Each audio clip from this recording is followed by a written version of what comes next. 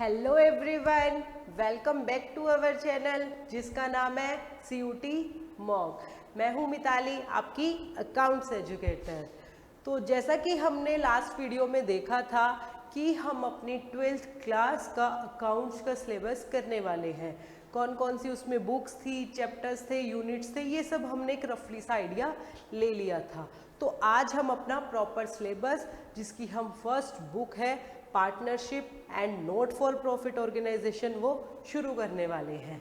ठीक है, तो चलिए शुरू करते हैं अपना फर्स्ट यूनिट, दैट इज किसकी थी? पार्टनरशिप की। अब आप लोगों को पता ही है पार्टनरशिप में कितने चैप्टर थे? 4 चैप्टर थे। First one is basics, second one is admission, जब एक नया पार्टनर आपकी फर्म में आ जाता है। थर्ड चैप्टर क्या था हमारा? डेथ या फिर रिटायरमेंट, मीन्स दोनों एक ही में इंक्लूड हो जाते हैं। एंड लास्ट चैप्टर हमारा क्या था? डिसोल्यूशन, मीन्स जब हमारी फर्म पूरी क्लोज हो जाती है, हम उसको बंद कर देते हैं। तो ये हमारा पार्टनरशिप यूनिट है। तो आज हम इसका फर्स्ट चैप्टर शुरू करेंगे, दैट इज बेसिक्स। सबसे पहले चैप्टर को शुरू करने से पहले आप लोगों को पता होना चाहिए ना कि होता क्या है, व्हाट इज पार्टनरशिप, कैसे इसमें पार्टनर्स होते हैं, कैसे वो बिजनेस को चलाते हैं। तो हल्का फुल्का आइडिया सबसे पहले आपको पता होना चाहिए। तो आज हम क्या करेंगे, अपना फर्स्ट चैप्टर शुरू करेंगे, that is basics of a partnership. तो सबसे पहले अब आप लोगों को पता होना चाहिए पार्टनरशिप होता क्या है। तो अब आप, जैसे मैंने बताया था लास्ट वीडियो में कि +1 में आपने सोल प्रोप्राइटरशिप के अकाउंट्स बनाना सीखे थे। अब सोल प्रोप्राइटरशिप में क्या होता था? एक सिंगल ओनर आपका रहता था, सिंगल पर्सन था जो सारी कैपिटल इन्वेस्ट करता था, जो पूरे बिजनेस को चलाता था, जो उसी के सारे प्रॉफिट्स को लेता था और कोई उसके पास नहीं होता था।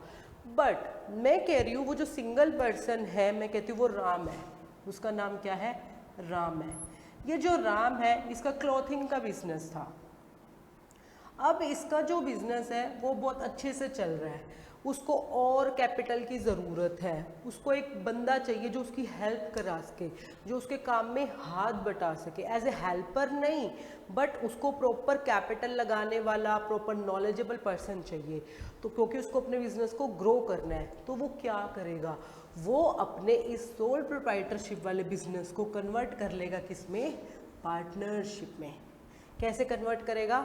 उसका कोई फ्रेंड था जो उसी बिजनेस में था, क्लॉथिंग में। तो दोनों जब काम करते थे तो दोनों ने कहा अगर हम मिलके बिजनेस कर लेते हैं तो हम ज़्यादा प्रॉफिट अर्न कर सकते हैं। ये सब उन्होंने एनालाइज किया। तो जो इसका फ्रेंड था, मैं कहती हूँ श्याम, ठीक है, राम प्लस श्याम दोनों मिल गए और अब दोनों मिलके क्लॉथिंग का बिजनेस कर रहे हैं। तो अब ये सोल प्रोप्राइटरशिप नहीं कहलाएंगे, ये क्या कहलाएंगे? पार्टनर्स। और इनका बिजनेस किस तरीके का हो गया? पार्टनरशिप वाला बिजनेस इनका हो गया। अब ये सोल प्रोप्राइटरशिप वाले बिजनेस में नहीं आएंगे, इनकी काउंटिंग किस में की जाएगी? पार्टनरशिप में की जाएगी। क्यों? यहाँ पे 2 बंदे आ गए हैं। जब सिंगल पर्सन रहता है तो ही वो सोल प्रोप्राइटरशिप कहलाएगा। जब एक से ज़्यादा बंदा आ जाएगा तो वो किसका रूप ले लेंगे? पार्टनर्स का रूप ले लेंगे। तो कौन सी ऑर्गेनाइजेशन क्रिएट हो जाएगी? पार्टनरशिप वाली ऑर्गेनाइजेशन आपकी क्रिएट हो जाएगी। तो अब ये 2 बंदे हैं, अब हम इनको मिलके क्या बोलेंगे? हम इनको मिलके बोलेंगे पार्टनर्स। मीन्स मैं बोल दूंगी पार्टनर राम, पार्टनर श्याम, हम इनको ऐसे बोलेंगे। और जब हमें इन्हें कलेक्टिवली इनको बोलना है तो बताओ इनको क्या बोला जाएगा? अब मैं ये तो नहीं कहूँगी ना कि वो एक है ना राम पार्टनर जिसका बिजनेस है, इस तरीके से तो नहीं बोल सकते। तो इनको कलेक्टिवली क्या बोला जाता है? इनको कलेक्टिवली बोला जाता है फर्म, मीन्स पार्टनरशिप फर्म इनको बोला जाता है। तो अब मैं बोलूँगी फर्म। अब उस फर्म का कुछ नाम होता है ना, जैसे मेरा नाम है, क्या नाम है? मिताली। तो उसी तरीके से फर्म का भी कुछ नाम होता है, हम कुछ भी नाम ले सकते हैं। लाइक यहाँ पे हम एग्जांपल ले लेते हैं ABC फर्म, ठीक है। अब ये क्या हो गया? नेम ऑफ द फर्म हो गया। तो आपको पता चला पार्टनर्स कब होते हैं? जब एक से ज़्यादा बंदे मिलके बिजनेस को चलाते हैं। तो अलग अलग उनको क्या बोला जाता है? पार्टनर्स बोला जाता है। एंड कलेक्टिवली जब वो लोग मिल जाते हैं तो कलेक्टिवली उन्हें क्या बोला जाएगा, फर्म बोला जाएगा। और उस फर्म को जो भी आप नाम दोगे, जो भी आप नाम उसका एडवांस में ही डिसाइड कर लोगे, तो उस नाम से हम उन्हें बुलाएंगे। अब मुझे बात करनी है इन राम एंड श्याम की, तो हम बात करेंगे जो ABC फर्म है उसमें ये चीज़ का बिजनेस है। तो इस तरीके से बातें की जाती हैं, प्रोनाउंस किया जाता है, ठीक है। तो यहाँ से पार्टनरशिप के बारे में आप क्या समझे। पार्टनरशिप क्या है, 2 और 2 से ज़्यादा, मिनिमम 2 आपको पता है होने ही चाहिए, 1 तो सोल प्रोप्राइटरशिप में चला गया। मैक्सिमम कितने होने चाहिए ये भी हम आगे पढ़ेंगे, यहाँ तक सिर्फ ये जान लो 2 और मोर पर्सन्स, ठीक है। Partnership is a relation between 2 or more persons. अब बात आ जाती है, ये जब मिलेंगे तो ऑब्वियसली बात है क्या करेंगे, बिजनेस को चलाएंगे, उसका प्रॉफिट शेयर करेंगे। तो it is a relation between 2 or more persons who share profits and carry on business, ठीक है, आया समझ। तो जो हमारा ये पार्टनरशिप होता है इसके लिए एक एक्ट बनाया हुआ है, that is called Indian partnership act. क्या बोला जाता है इसको, इंडियन पार्टनरशिप एक्ट। और ये कब आया था, इट्स 1932। आपको ईयर हमेशा याद होना चाहिए, कौन से ईयर में आया था, 1932 में। तो जो पूरा पार्टनरशिप है वो इस एक्ट के थ्रू आपका रेगुलेट किया जाता है। तो इसी एक्ट ने एक डेफिनेशन दे रखी है पार्टनरशिप की, विच कम्स अंडर सेक्शन 4। कौन से सेक्शन के अंडर आती है, सेक्शन 4 के अंडर। ये क्या है इसको देख लेते हैं। देखो आपकी स्क्रीन पे फ्लैश हो रहा होगा। Partnership is a relation between persons who have agreed to share the profits of a business carried on by all or any of them acting for all. इस लास्ट वर्ड का मतलब अभी हम अच्छे से समझेंगे। शुरू वाला समझ आया, रिलेशन बिटवीन पर्सन्स जो क्या करते हैं, प्रॉफिट क्या करेंगे, बिजनेस, एंड कैसे करेंगे वो भी हम समझ लेते हैं। इस वाली लाइन का मतलब समझो, carried on by all or any of them acting for all. अब मैं कह रही हूँ यहाँ पे जो ये राम एंड श्याम थे, जब ये बिजनेस कर रहे थे, तो जो ये राम है ये कहता है, मीन्स इनमें डिसाइड हो जाता है, एग्रीमेंट हो जाता है कि सिर्फ मैं बिजनेस को रन करूँगा, ठीक है, रनिंग बाय राम। और जो ये श्याम था ये बिजनेस को रन नहीं कर रहा था। तो ये ज़रूरी नहीं है कि श्याम को प्रॉफिट्स नहीं मिलेंगे, प्रॉफिट दोनों में डिवाइड होंगे, जो भी उनकी रेशियो उनके अंदर डिसाइड रहेगी उसी में। बट ऐसा नहीं है कि ये कोई ज़बरदस्ती है कि दोनों को मिलके ही पार्टनरशिप फर्म को चलाना है, उसके बिजनेस को चलाना है। जी नहीं, एक सिंगल पार्टनर भी चला सकता है और दोनों मिलके भी चला सकते हैं। मैं कहता हूँ यहाँ पे तो 2 ही पार्टनर्स थे। मैं वैसे एग्जांपल ले लेती हूँ कि एक फर्म में 5 पार्टनर्स हैं, A, B, C, D and E, ठीक है। अब ये 5 पार्टनर हैं। अब ये जिस भी तरीके से डिसाइड करते हैं उसी तरीके से बिजनेस को चला सकते हैं। खाली ए भी बिजनेस को चला सकता है, खाली बी भी, सी भी, डी भी एंड ई भी, और चाहे तो मिलके ए एंड बी चला सकते हैं।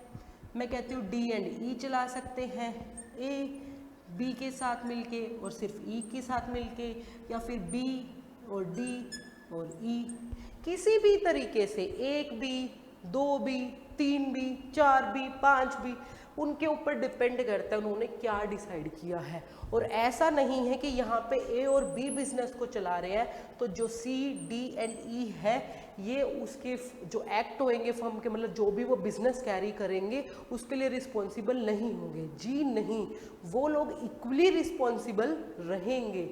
ये डिपेंड करता है कि बिजनेस को चला कौन रहा है। इसलिए जो प्रॉपर डेफिनेशन है उसमें लिखा हुआ है कैरिड ऑन बाय ऑल, ठीक है, मीन्स सारे भी कैरी कर सकते हैं, और एनी ऑफ देम, कोई एक भी या फिर किसी भी मतलब रिलेशन में एक्टिंग फॉर ऑल, जो सबके लिए एक्ट करेगा।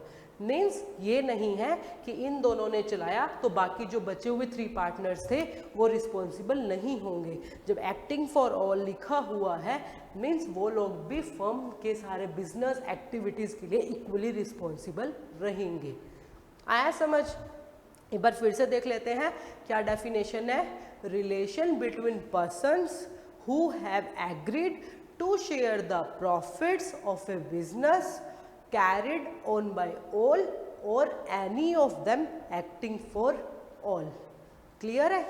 पार्टनरशिप एक रिलेशन है पर्सन्स के बीच में जो बिजनेस को रन करते हैं प्रॉफिट शेयर करने के लिए। किस तरीके से?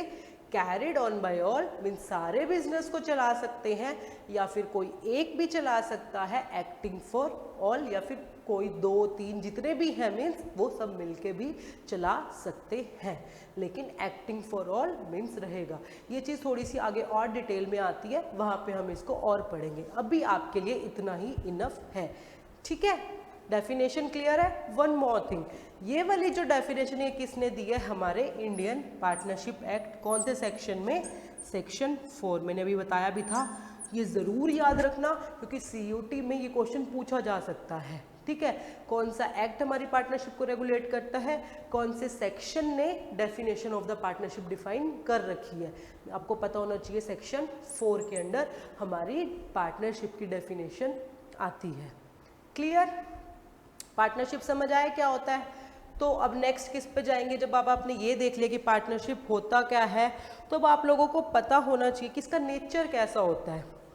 तो इसका नेचर जो रहता है, जैसे अब आप लोगों ने सोल प्रोप्राइटरशिप पढ़ा था, तो वहाँ पे जो भी अगर लॉस होता था तो उसको कौन बियर करता था? जो उसका ओनर होता था वही उसको बियर करता था।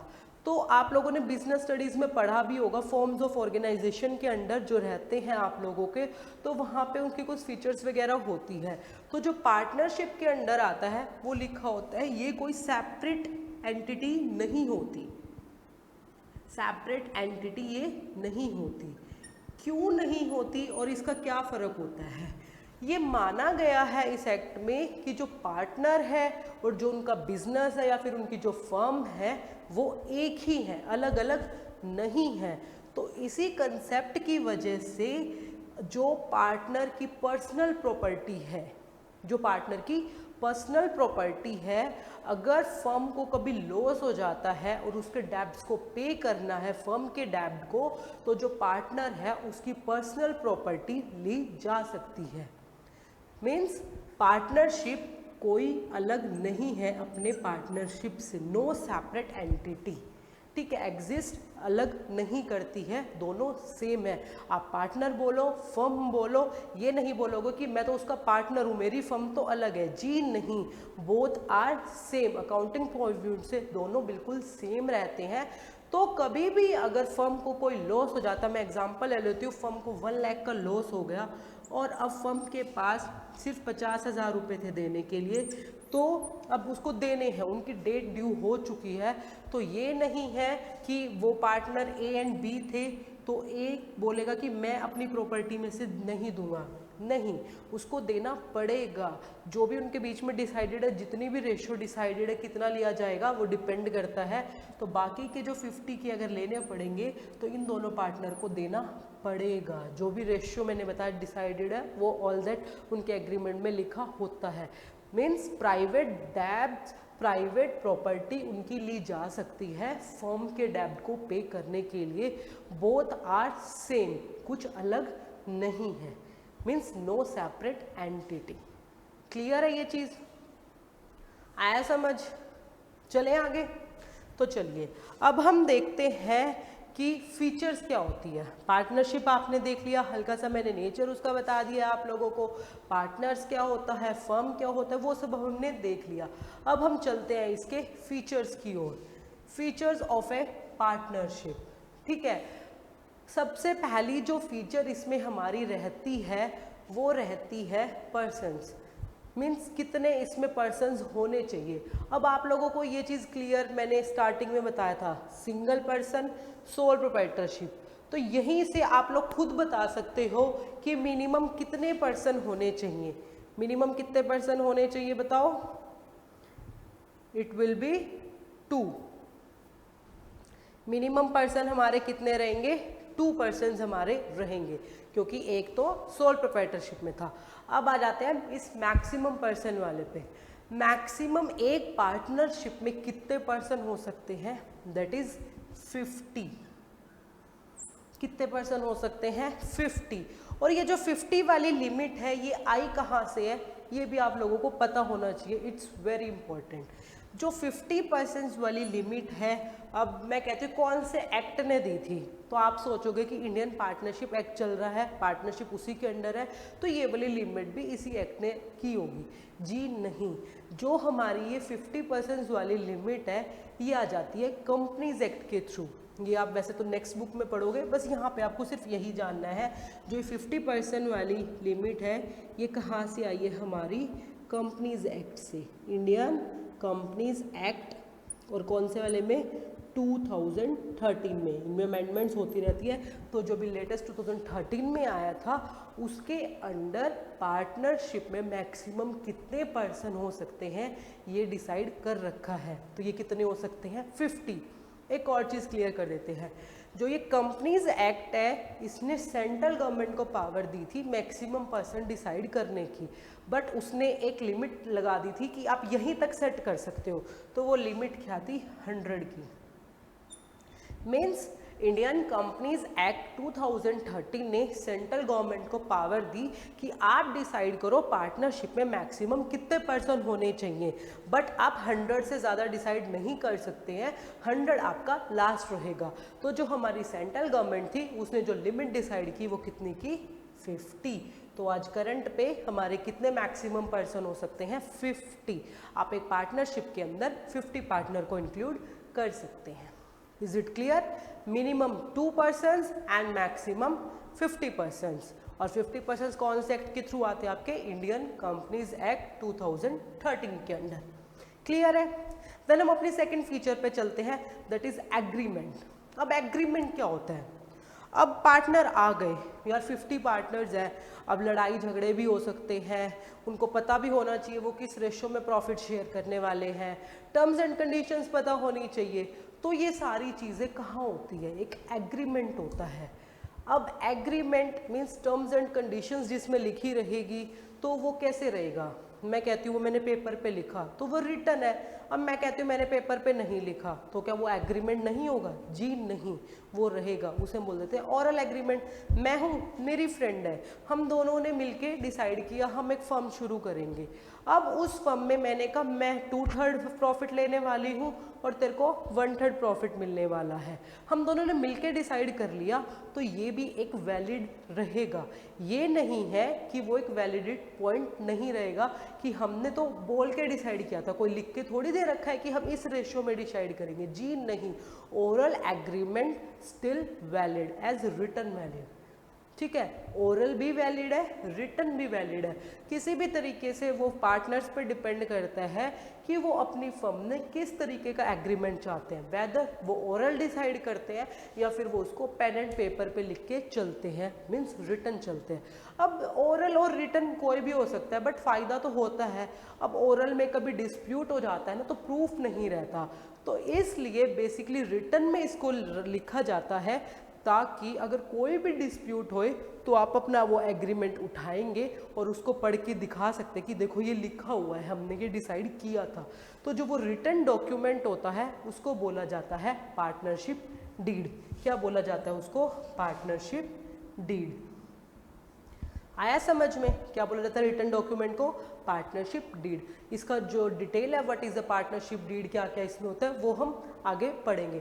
अभी सिर्फ रिटन डॉक्यूमेंट को क्या बोला जाएगा, पार्टनरशिप डीड, ठीक है, क्लियर है। ओरल और रिटन कोई भी हो सकता है। रिटन का फ़ायदा ये बस ये है कि अगर कोई डिस्प्यूट हो जाता है तो आपके पास एक एविडेंस रहता है, अगर कोर्ट में भी केस चला रहा है तो वहाँ पे भी प्रूफ रहेगा, और आप दोनों या किसी भी पार्टनर के बीच में भी डिस्प्यूट हो जाता है तो वहाँ पे एक प्रूफ आप लोगों के पास रहेगा, क्लियर है।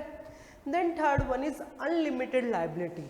अब लिमिटेड एंड अनलिमिटेड का मतलब आप लोगों को पता ही है। लिमिटेड मीन्स जो आपकी डिसाइड कर रखा है आपने कि मैं इतने ही पैसे पे करूँगा, अगर कभी भी कोई दिक्कत आती है इससे ज़्यादा पे नहीं करेंगे। अनलिमिटेड मीन्स आपकी कोई भी कंडीशन वैलिड नहीं रहती है, इन केस फर्म को कोई लॉस होता है तो आपकी प्राइवेट प्रॉपर्टी भी ली जा सकती है, जो मैंने यहाँ समझाया था। नो सेपरेट एंटिटी, वो अलग अलग नहीं है। ये कंपनी के केस में अलग अलग होता है। अगर कंपनी को लॉस होता है तो जो उसमें शेयर होल्डर्स ने कैपिटल लगा रखी है सिर्फ वहीं तक उनकी लायबिलिटी लिमिट रहती है। अब मैं कहती हूँ एक शेयर होल्डर था, उसने 50,000 रुपये लगा रखे थे, तो कंपनी को 1 लाख का लॉस हो गया, तो ये नहीं है कि उस पार्टनर से 1 लाख रुपए लिए जाएंगे, जी नहीं। वहाँ पे लिमिटेड लायबिलिटी रहती है, तो वो सिर्फ 50,000 तक ही लिमिट रहेगी, उससे ज़्यादा नहीं। बट पार्टनरशिप में अनलिमिटेड रहती है। अगर फर्म को लॉस 1 लाख का हो रहा है तो वो 50,000 उनके पास है देने के लिए, और बाकी के जो 50,000 है वो उनकी प्राइवेट प्रॉपर्टी के थ्रू लिए जा सकते हैं। Partners have a unlimited liability. Clear है? देन आते हैं अपने नेक्स्ट पॉइंट पे, दैट इज प्रॉफिट शेयरिंग। अब बिजनेस कर रहे हो, प्रॉफिट अर्न करने के लिए ही कर रहे हो ना, तो मैं कहती हूँ आपने जो रेशियो डिसाइड करी थी प्रॉफिट की वो 3:2 की थी। ठीक है, 2 पार्टनर थे, राम एंड शामी हम ले लेते हैं। ठीक है, 2 पार्टनर्स थे, 3:2 में उन्होंने डिसाइड किया। फर्म चल रही है 6 साल बाद एक ऐसा साल आता है जिसमें उसको लॉस हो जाता है। ठीक है, अब वो लॉस हो गया तो क्या वो शेयर नहीं करेंगे? खुद बताओ। बिजनेस में प्रॉफिट एंड लॉस तो चलते रहते हैं, तो अगर वो प्रॉफिट शेयर कर रहे हैं तो वो लॉस भी शेयर कर रहे हैं। जो लॉस है वो इम्प्लाइड है, वो लिखा नहीं होता, कि ऐसे नहीं लिखा होता प्रॉफिट शेयरिंग रेशियो के साथ साथ लॉस शेयरिंग रेशियो कुछ अलग है, जी नहीं।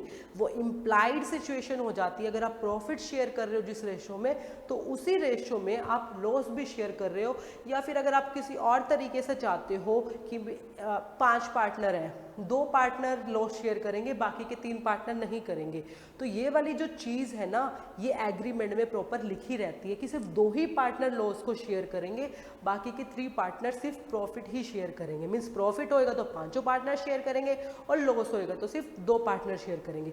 तो ये एग्रीमेंट में लिखा होता है। बट अगर कुछ भी नहीं है तो मीन्स जिस रेशियो में वो प्रॉफिट शेयर कर रहे हैं उसी रेशियो में वो लोग लॉस भी शेयर करेंगे। क्लियर है? तो प्रॉफिट शेयरिंग कंपल्शन है, ऑब्वियस सी बात है। जब बिजनेस कर रहे हैं यार, तो प्रॉफिट ही अर्न करने के लिए कर रहे हैं ना। जब उसको शेयर ही नहीं करेंगे तो फिर फ़ायदा क्या? लास्ट में जो निकल के आना है आउटपुट, वो तो एज ए प्रॉफिट ही है ना, जो उनकी पॉकेट में जाने वाला है। तो profit sharing is a situation which comes under A partnership feature, और लॉस उसमें इम्प्लाइड सिचुएशन आपकी रहती है। क्लियर है? देन अपने 5th पॉइंट पे आ जाते हैं, mutual agency. What is mutual agency? अब ये क्या होता है? अब मैंने वो जो कैरिड ऑन बाय ऑल वाला जो हमने पॉइंट देखा था डेफिनेशन में, वो यही में है। ठीक है, म्यूचुअल एजेंसी मीन्स जो पार्टनर्स होते हैं वो प्रिंसिपल भी होते हैं और वो लोग एजेंट भी होते हैं। क्या होते हैं? प्रिंसिपल भी होते हैं और एजेंट भी होते हैं। कैसे? जो प्रिंसिपल होता है, मैं कहती हूँ कोई भी एक पार्टनर था, उसने एक ऐसी एक्टिविटी कर दी जिसको दूसरे पार्टनर को नहीं पता था, तो क्या दूसरा पार्टनर डिनाई कर देगा कि मैं इस एक्टिविटी के लिए रिस्पॉन्सिबल नहीं हूँ? बताओ। नहीं, वो ऐसा नहीं कर सकता। क्यों? क्योंकि ये एक पार्टनरशिप की फीचर है, म्यूचुअल एजेंसी। जो एक पार्टनर है वो अपने एक्ट से दूसरे पार्टनर्स को बाइंड कर सकता है, मीन्स बांध सकता है, रिस्पॉन्सिबल बना सकता है। और अगर वो दूसरों को बांध सकता है तो वो खुद भी उसमें बंध सकता है। मैं कहती हूँ अब किसी दूसरे पार्टनर ने, लाइक जैसे मैंने एग्जांपल ले लेती हूँ, ए एंड बी वाला ही एग्जांपल हम लोग लेके चलते हैं। ए ने कोई एक्टिविटी की तो उसने बी को अपने उसमें रिस्पॉन्सिबल बना लिया, तो ये थोड़ी अगर बी कोई मिस्टेक करेगा तो उसके लिए ए रिस्पॉन्सिबल नहीं रहेगा। नहीं, जिस तरीके से ए उसको बांध सकता है उसी तरीके से बी भी उसको बांध सकता है। तो जो एजेंट है, एजेंट कब बोला जाएगा पार्टनर को? जब वो दूसरे पार्टनर्स को अपने एक्ट के थ्रू, अपने एक्टिविटीज़ के थ्रू बाइंड कर सकता है, रिस्पॉन्सिबल बना सकता है, तो वो क्या कहलाएगा? एजेंट कहला देता है। मीन्स मतलब नाम पार्टनर ही रहेगा, मीन्स इसको एक बोल देते हैं कि वो एजेंट हो जाता है। एंड प्रिंसिपल कब कहलाएगा, जब वो दूसरे पार्टनर्स के एक्ट से भी खुद बाइंड हो जाएगा। मीन्स वो प्रिंसिपल भी रहेगा और एजेंट भी रहेगा। मीन्स कोई भी फर्म में अगर एक्टिविटी हो रही है तो सारे पार्टनर्स उसके लिए रिस्पॉन्सिबल रहने वाले हैं। क्यों? As a mutual agency, because partnership में माना गया है कि वो एजेंट भी है और वो प्रिंसिपल भी है। वो दूसरों को भी अपने एक्टिविटीज़ के लिए रिस्पॉन्सिबल, इक्वली रिस्पॉन्सिबल रख सकते हैं। एंड अगर दूसरे कोई एक्टिविटीज़ कर रहे हैं पार्टनर्स, तो वो खुद भी उसके लिए उतने ही इक्वली रिस्पॉन्सिबल रहेंगे। वो उस सिचुएशन से नहीं भाग सकते कि हमने तो ये वाली एक्टिविटी या ट्रांजैक्शन की ही नहीं है। क्लियर है? आया समझ? देन लास्ट वन हमारा आता है डूइंग बिजनेस। वही वाली बात आ जाती है, अब हम लोग मिले हैं, पार्टनर बने हैं, तो क्लॉथ का बिजनेस ही कर रहे हैं, तो बिजनेस तो रहेगा ही ना। ये थोड़ी है कि बस मिल गए और एक चीज़ के लिए सेटल हो गए, दैट्स इट। नहीं, प्रॉपर बिजनेस आपको करना है। थोड़ा सा इसको एग्जाम्पल से समझ लेते हैं। मैं कहती हूँ कि दो बंदे थे, अब यहाँ पे एग्जाम्पल में हम राम एंड श्याम ही लेके चलते हैं आज, ठीक है। राम एंड श्याम थे, वो लोग किसी गांव में गए और उन्होंने वहाँ पे एक मेडिकल शॉप खोली। तो उन लोगों को हल्का फुल्का मेडिकल की नॉलेज थी, तो वो लोग वहाँ पे फ्री में मेडिकल एडवाइस देने लग गए and free of cost medicine provide करने लग गए। तो क्या वो बिजनेस कहलाएगा? जी नहीं, that is called charitable business. क्योंकि फर्स्ट थिंग तो वो उसको प्रॉफिट अर्न करने के लिए नहीं कर रहे हैं, दैट इज चैरिटेबल, तो वो आपका नॉट फॉर प्रॉफिट ऑर्गेनाइजेशन में चला जाता है। एंड सेकेंड थिंग, ठीक है, ये क्लियर आया, जहाँ पे वो चैरिटेबल कर रहे हैं तो वो आपका पार्टनरशिप में नहीं आएगा, ठीक है।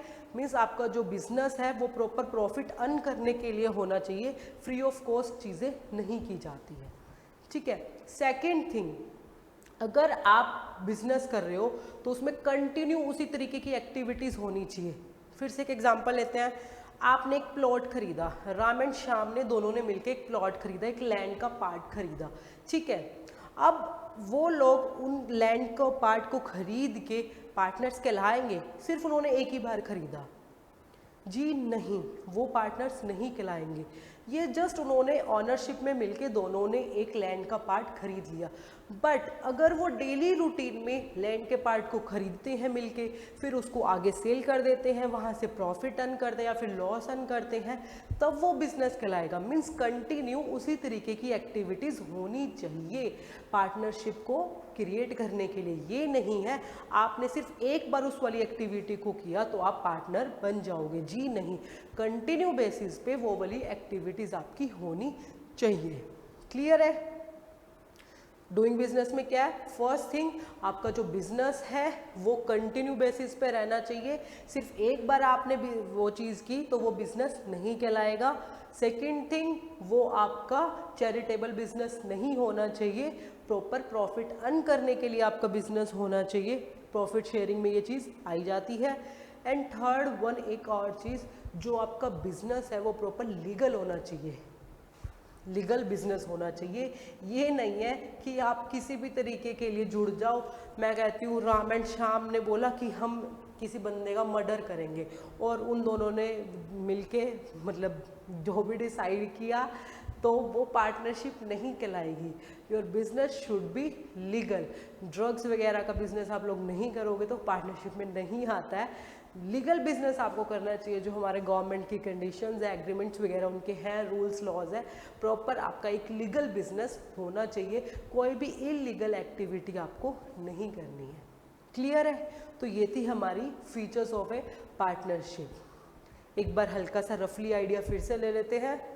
पार्टनरशिप क्या होता है? It is a relation between persons जो प्रॉफिट्स अर्न करने के लिए, बिजनेस को कैरी करने के लिए, और बिजनेस को कौन कैरी कर सकता है? Carried by all or any of them acting for all. ये वाली डेफिनेशन किसने दी है? इंडियन पार्टनरशिप एक्ट 1932 ने। कौन से सेक्शन के अंडर? सेक्शन 4 के अंडर। क्लियर है? फिर उसके बाद हमने देखा मिनिमम पर्सन कितने होने चाहिए? 2। ये तो बहुत ही ईजी है, बस मैक्सिमम की लिमिट आपको ज़रूर याद रखनी है। मैक्सिमम कितने होने चाहिए? 50। और ये वाली लिमिट किसने डिसाइड की है? इंडियन कंपनीज एक्ट 2013 ने। यहाँ पे बच्चे बहुत गलती कर देते हैं, वो बार बार पार्टनरशिप एक्ट के अंदर समझ लेते हैं, बट किसने डिसाइड की है? इंडियन कंपनीज एक्ट ने। एग्रीमेंट जहाँ पे टर्म्स एंड कंडीशंस लिखी होंगी वो कैसा हो सकता है? ऑरल भी हो सकता है, रिटन भी हो सकता है, इक्वली वैलिड रहेंगे दोनों। Third one is liability, means unlimited liability partnership में रहती है। अगर फर्म के डेब्ट्स नहीं पूरी कर पा रहे हैं तो पार्टनर्स की प्राइवेट प्रॉपर्टी के थ्रू फर्म के डेब्ट्स को पे किया जा सकता है, that is unlimited liability. Fourth one is profit sharing, means जो वो बिजनेस करते हैं वो प्रॉफिट शेयर करने के लिए कर रहे हैं और प्रॉफिट के साथ साथ लॉस भी इम्प्लाइड आपका रहता है। Fifth one is mutual agency, means वो लोग प्रिंसिपल प्लस एजेंट बहुत है, अपने एक्टिविटीज़ ट्रांजेक्शन्स के थ्रू वो अदर पार्टनर्स को बाइंड कर सकते हैं, बांध सकते हैं, रिस्पॉन्सिबल बना सकते हैं, एंड एजेंट के थ्रू वो किसी खुद भी दूसरों के लिए बाइंड कर सकते हैं, दूसरों की एक्टिविटीज़ के थ्रू खुद भी रिस्पॉन्सिबल हो सकते हैं। लास्ट वन इज उनको प्रॉपर बिजनेस करना है, लीगल बिजनेस करना है एंड कंटिन्यू बेसिस पे करना है। सिर्फ किसी चीज़ के लिए मिल जाना पार्टनरशिप फॉर्म को नहीं क्रिएट करेगा। क्लियर है? तो आज सिर्फ इतना ही था। अब जैसे कि हमने शुरू में ही बताया था कि लास्ट में आप लोगों को 2 क्वेश्चंस मिलने वाले हैं, तो देख लेते हैं हमारे वो दोनों क्वेश्चन कौन से हैं। तो आपके लिए जो फर्स्ट क्वेश्चन रहेगा वो रहेगा which act specified the maximum number of partners in A partnership firm. कौन से एक्ट ने मैक्सिमम पार्टनर्स की लिमिट को डिसाइड किया है? 4 ऑप्शंस आप लोगों के पास हैं।